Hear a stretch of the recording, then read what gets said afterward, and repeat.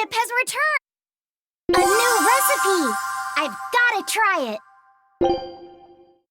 Scout ship setting sail.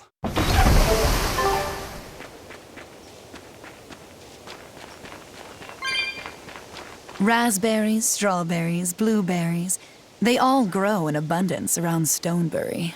We even have a fairy tale about it. One day the ground was covered with so many fallen berries, they all became stones. Stoneberries. Is that how the town got its name? The spelling has changed some, but yes. Berries are an important part of this village. We harvest local berries to make jams, pastries, gels, and all sorts of sweets. Berry-flavored gels! I've never had one. We've exported our jam and fruit for a while now, but our raspberry gels are still being perfected. Aw, rats. Are the vegetables growing in that field special too? I don't think I've ever seen anything like them before. You've got sharp eyes. But that's right. They're a rare species of wild potato. They're red and they're called radish bells. We discovered them in the mountains nearby. Sadly, the potatoes are actually highly poisonous. Really? They look so good. They do. But the skin and the sprouts are toxic. If you aren't careful when removing them, it's Poisonville for you. Deadly poison aside, they're sweet, fluffy, and go great with butter. And when they're fried nice and crispy, they're the best. So just skin them and sell them. What's the problem? Yes, we've thought of that, but the way they are now, you have to peel off quite a bit before you get to the edible part. Peel one as big as your fist, and all you get for your trouble is a bit of meat the size of an egg yolk. That's why we're selectively breeding them. One day, they'll have only a thin layer of poisonous skin. Why not breed them to get rid of the poison altogether? With no poison, bugs will eat them, and they'll be more vulnerable to cold and heat. With potatoes, as with people, getting rid of everything harmful isn't always for the best.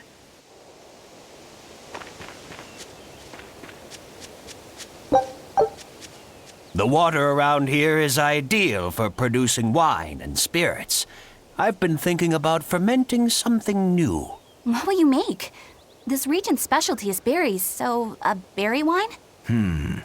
But the chilly air and level of humidity here should be just right for making an amber draft, don't you think? Considering the geography around here, the water must contain a high mineral content. If you use it to make a rice wine, the taste will be unique. I've considered all those options, but I must create something that can surpass my greatest rival, Sleeping Princess. But that's nearly impossible to make.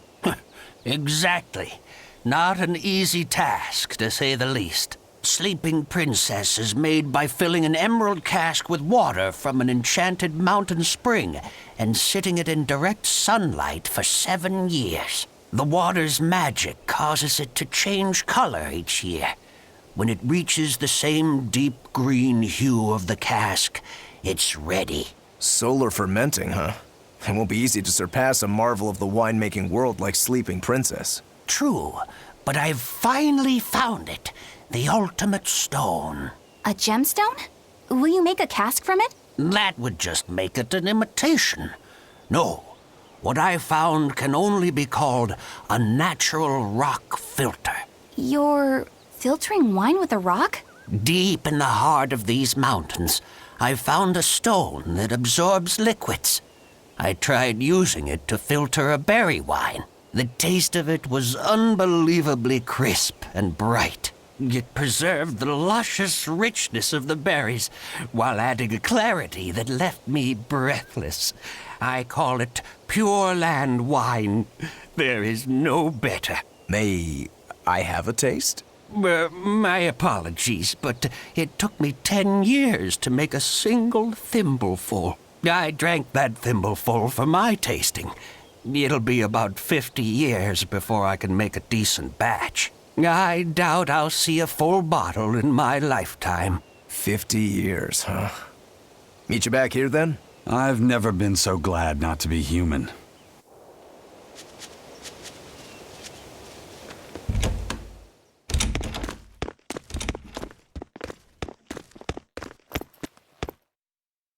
Zaveid. Well, hello, sailor.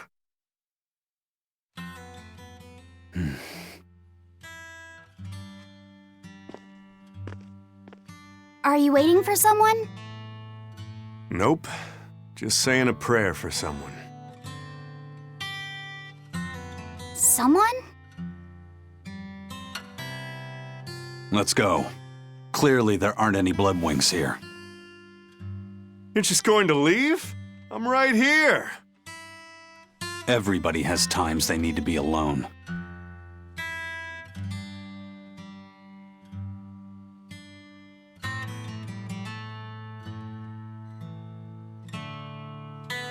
Fee. Right. Coming.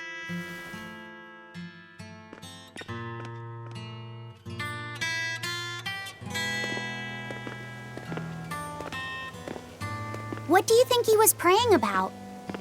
Well, for one thing, he was drinking a bottle of thorny forest. Oh my! The drink you share with your special someone when you're going to be married for life! How romantic!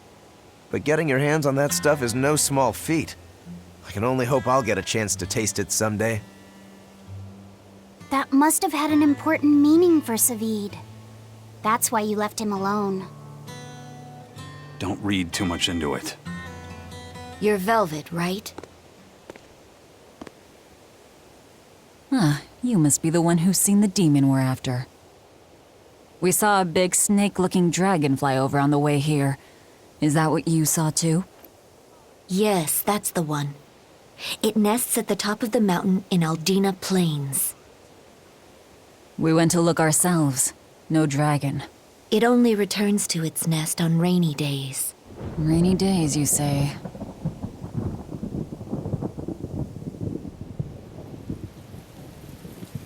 Oh, just look at what you went and made the weather gods do! This doesn't bode well. Not at all! Thanks. We'll give it another shot.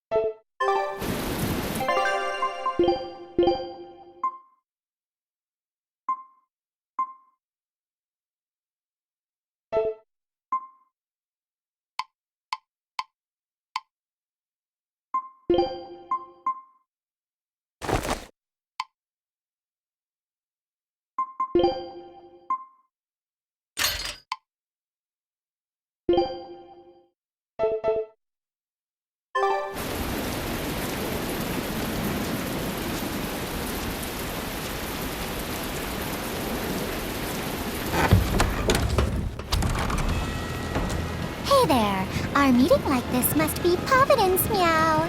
We're in a hurry. Save it, cats. All the better, meow. I've just stumbled upon a perfectly nifty piece of stone just for you. What's it for? That's not a geoboard, is it?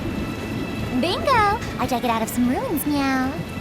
They were made by Norman Meowny years ago for surfing along Earth pulses, but I can't use it, so I figured I'd pawn it off on someone else who could, meow. Wait, Norman made this?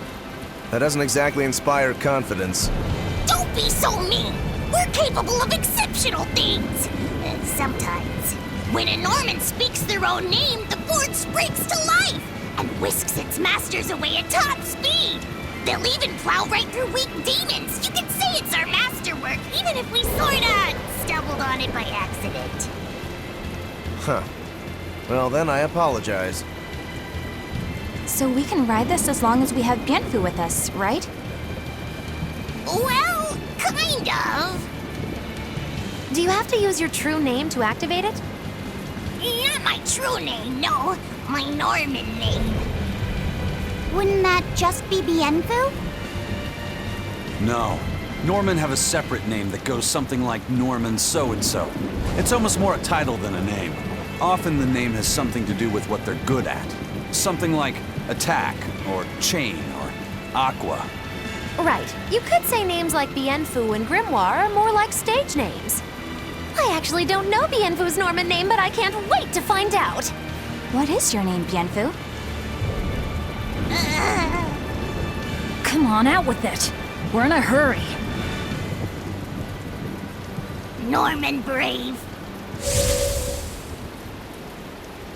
Whoa, look at that! Wait, Bienfu. Your Norman name is Brave? That is so deliciously absurd! Why do you think I've never told you before, Bien? At least the board works, meow. And if we get on this board, it'll move us around? Well, about that. The board propels itself by pushing against Earth pulse flows. To do that, the board needs information on the flows. But this one here's a completely blank slate, meow. First, you need to find the geotrees in each area. They serve as a conduit between the surface land and the Earth pulses, meow. Once you've actually located a geotree, you can record that area's Earth pulse data into your geoboard, meow. Got it. This area's geotree is right over there, meow. All right then. So long as we find more geotrees, we'll be able to use the geoboard to travel much more quickly.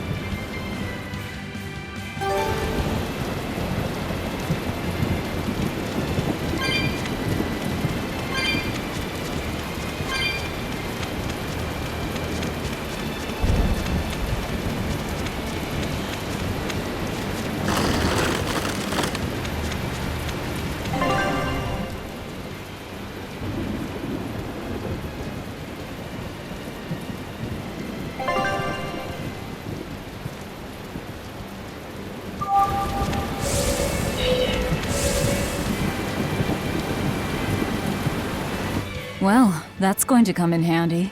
Yeah, and it's a lot of fun to ride, too. I could get used to this. I'm so worn out. I feel like I had to sprint the whole way here. Huh. Seems like operating the board saps a lot of energy from Bienfu. Even still, this board gives us a strategic advantage. Brave here will just have to bear a little exertion now and then. Yeah, Brave. Buck up. I believe in you. Be brave. Ah! Stop calling me that!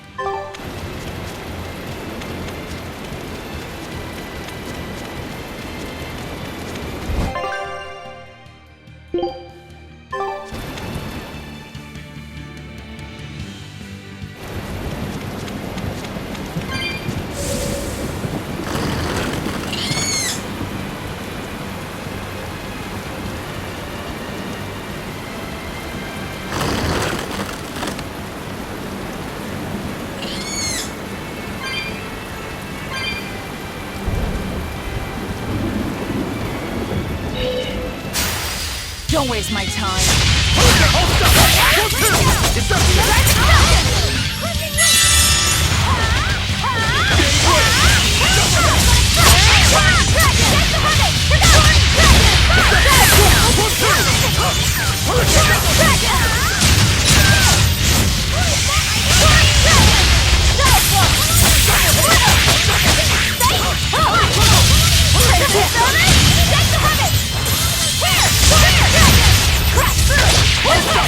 See this? Blast away the shadows of darkness! Shooting star! Not bad. You too.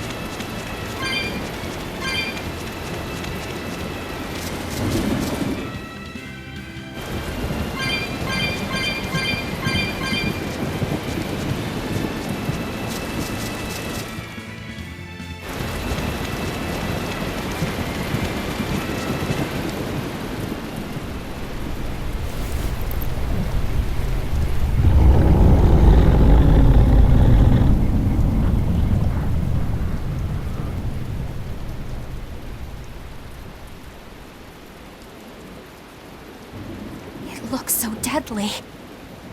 And just check out how much malevolence it's putting out. Which means it's not a Therian. Let's retreat. We've got no reason to pick a fight with something we can't handle. I do. Oh, you're up for it? What? What are you doing? She's right. Fighting this creature is a good way to end up dead. Oh, sorry.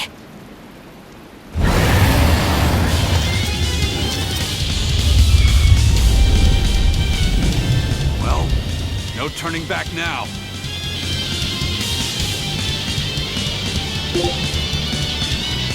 Damn it, this wasn't part of the plan. Yeah, but training like this doesn't come around every day. Be on your guard.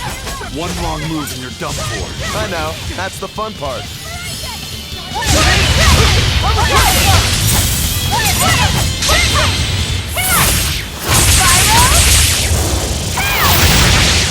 See this? See this? Hold up! It's up!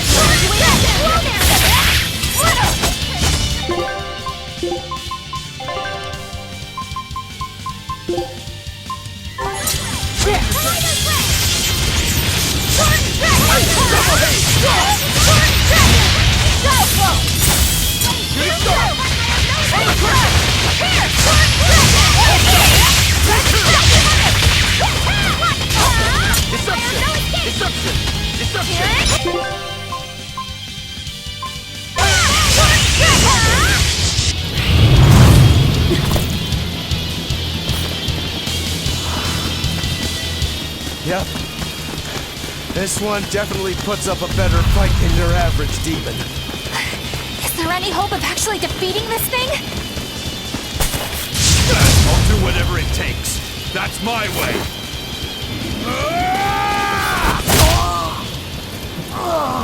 Zaveid! Yeah. I see you're out for blood, as usual. You knew, didn't you, Eisen?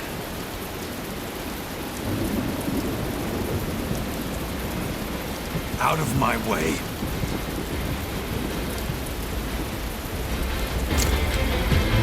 What? Are you protecting the dragon? She's not a dragon! Huh? Back off, or I'll make you back off.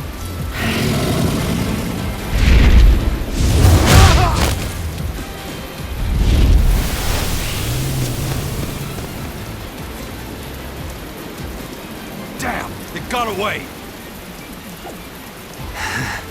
That hurts, babe. And here we hadn't seen each other in so long.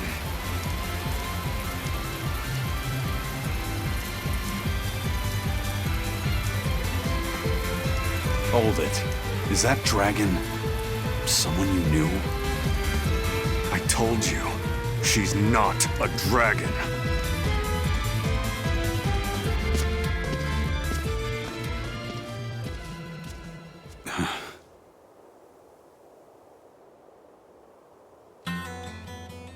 So, it seems old Check Out My Pecs and the dragon have some kind of close ties.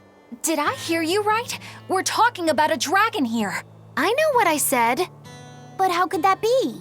When Malachim are tainted by malevolence, a dragon is what ultimately results. So you're saying that dragon was a Moloch Zaveid once knew? She must be who he was praying for back in town. Yeah, most likely. But do Malachim put out malevolence like humans do? No, not by themselves they don't. But if one remains in contact with humans or demons who do, it will eventually taint her, and she will become a dragon. What about you, kiddo? You feel anything weird after you got thrown into the Earth Pulse at the Empyrean's throne? I did, yeah. Can't say I'm surprised. The air there was thick with malevolence being sent on its way to Enominat. If I'd stayed there, I might be a dragon too. Is having a vessel not enough to prevent a Moloch from transforming?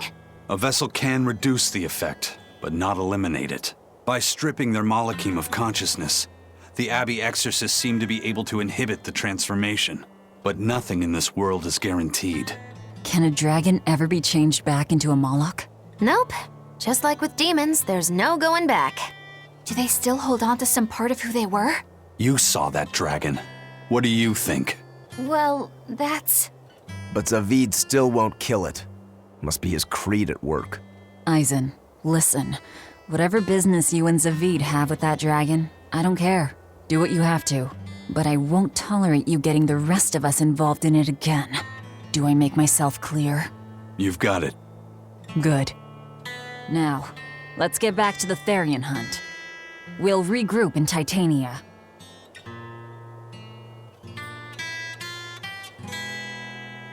If what Eisen said is true, then could I wind up as a dragon someday? Or Eisen too? I don't know.